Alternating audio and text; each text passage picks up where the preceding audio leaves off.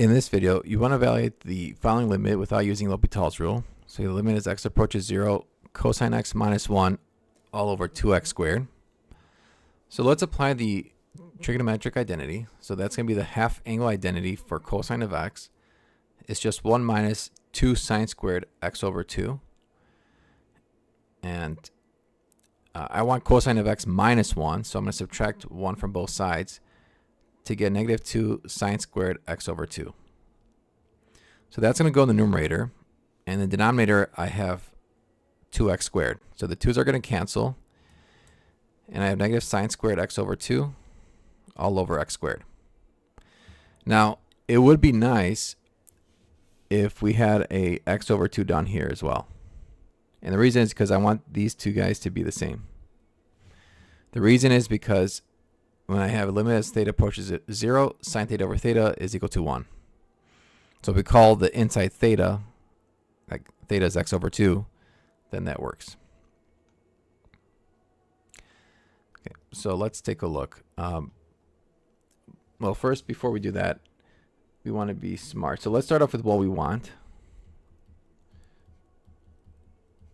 You want this to be x over 2 squared. And the reason is because if this is a square, this better be a square. If it was a cube, it'll be a cubed, etc. So this will just be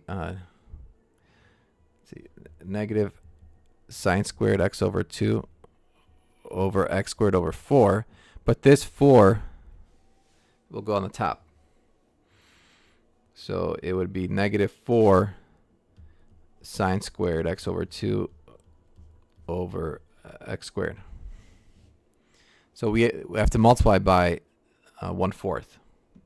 So we multiply the denominator by 1/4, and we compensate by multiplying the expression by 1/4.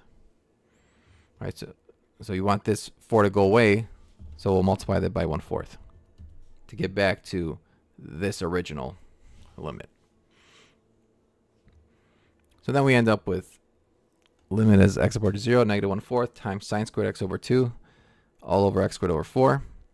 The negative 1/4 is a constant that comes outside. And then we could factor out the square from sine squared and x squared over 4 to get sine of x over 2 all over x over 2 quantity squared. And because the inside's the same, you know, we can say that, okay, theta is x over 2. So as x approaches 0, so does theta. And so we use the identity that we said, sine theta over theta is 1. So you have negative 1/4 times 1 squared, which is going to be negative 1/4. And that's our final answer.